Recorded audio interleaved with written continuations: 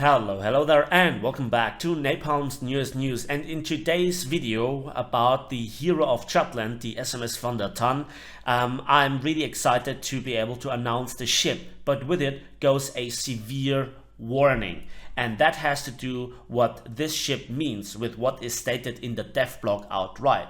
And we will go to it in the second half of the video. First of all, I want to talk about the ship, what we can expect from it, and that is quite a bit. Now, first of all, in the video description down below, you can find the link to the dev blog, so you can read all the nitty-gritty details for yourself, and also you will find some links to videos about the Battle of Jutland and 5-minute guides to the ship from a historical perspective from the ever awesome Drachinifel, which gives you a short oversight to what you need, and there are also videos covering all the things in more detail. In short, let's talk about the concept of battle cruisers, because that is it. And the concept varied between the nations, and especially between the British and the Germans. Whereas the British thought, it would be cool if we could really overkill heavy cruisers, or what back in the days was protected and armored cruisers.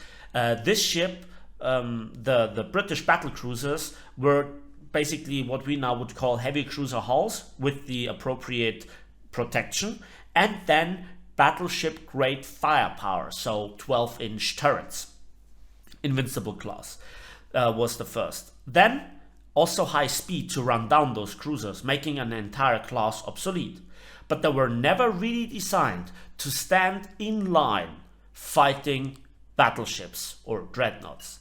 However, the Germans took a little bit of a different approach. Due to the historical development of their weapon systems, they had 11-inch guns for a very long time rather than 12-inch guns. However, they came with a bit of a higher rate of fire, but therefore less punch and less post-penetration damage. However, the Germans also made very fast ships, but they were significantly more protected, being able to shrug off not just cruiser firepower, but as it would turn out, also being able, due to their overall construction, to eat up even the heaviest of battleship firepower. To a certain degree, the faulty fuses on those British shells in the Battle of Jutland also helped, but that was later resolved with the Green Boy shell. Anyway, going into too much detail. The thing is, the Germans built equally fast ships, but with slightly less caliber, 11 compared to 12-inch, later 13.5-inch for the British, but they had significantly more armor. And that, kind of oversimplified, paid off in the first clash of the battle cruisers.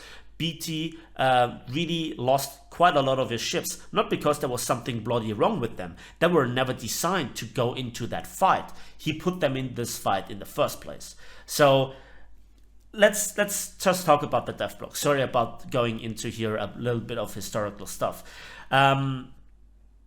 Yeah, the first German battlecruiser type warship built prior to World War I. And I think that this is also one of those cons that only Gaijin can make a ship having this con that, never was designed to fight jet bombers. Because this is where the warning begins, rank 6.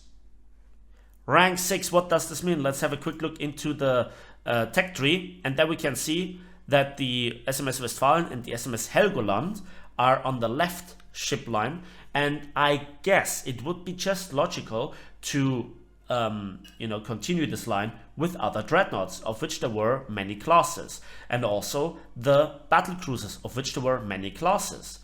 And then open up rank 6 after the Admiral Graf Spee means there is a place for a premium. And the Prinz Eugen was already a $60 bundle. So whatever comes here will at least cost 60, maybe 70. And none of the issues in naval forces, to give here a very short summary, like the close quarters maps, the game mechanics, the compression, the stock grind, the bad economy, the bad gameplay, the way that in half of the matches patrol boats are the deciding factor, the fact that you get always revenge bombed by PE8s, etc., etc. And now Japan has, with the 6.7 Kika, a Me-262 type plane, you know, again, very briefly oversimplified, that it can make use of the 800-kilogram bomb. Yes, I can't wait to make use of this if this ship gets a battle rating of 6.7. But anyway, so in short, what we have is here echelon firing 4 twin 11-inch guns. I think where we can see this best is in this picture. So here are some rescue crafts, but I think in battle they will be removed. And then you have this cross-stack firing ability.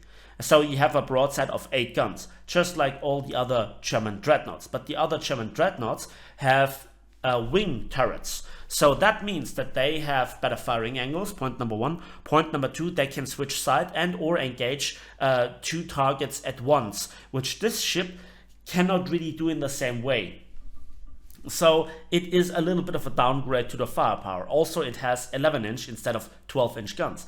The secondaries are, in typical German fashion, really cool though. So we have 10-15 centimeter secondaries and 16 88 millimeter tertiary guns. So I hope that some of them will double function as heavy A to at least try to threaten aircraft. And also we have 4 450 millimeter torpedo launchers. And this can be seen in the best way here. So you have, so you have here the 4 torpedo jousting, basically one in the bow, one on each side, and one in the rear of the ship. That is cool in War Thunder when you then get into those close quarters. But already the 500 millimeters on the Westfalen, I think, what was it? No, the Helgoland has the 500mm G6C torpedoes. They're short range, they're slow, and they don't do the damage. So it's good to have them, but don't expect to one-shot other dreadnoughts. And some other dreadnoughts also have torpedoes, some of them with longer ranges. Then let's talk about the protection.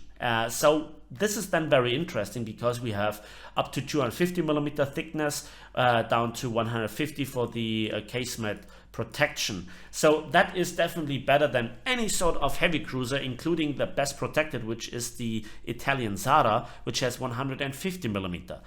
But I don't know how good a turtleback is, how distributed the armor scheme is, how exactly it is laid out, especially with the game, you know, taking its toll on it. And I think that it is possible, in theory, to punch through the armor, even with a heavy cruiser, at the respective battle ranges, especially because World War II shells versus World War I armor. However, when angled, I don't think that you will do enough damage to really threaten this thing, even with your DPM advantage, but I guess it will have 20-second reload, before when it fires at you, sinks you. So it's definitely a battle cruiser that ruins the life for any other cruiser. The speed is then here listed not with 28.1 but 27 knots, so 50 kilometers per hour. Definitely significantly more useful than the dreadnoughts with their roughly 22 knots.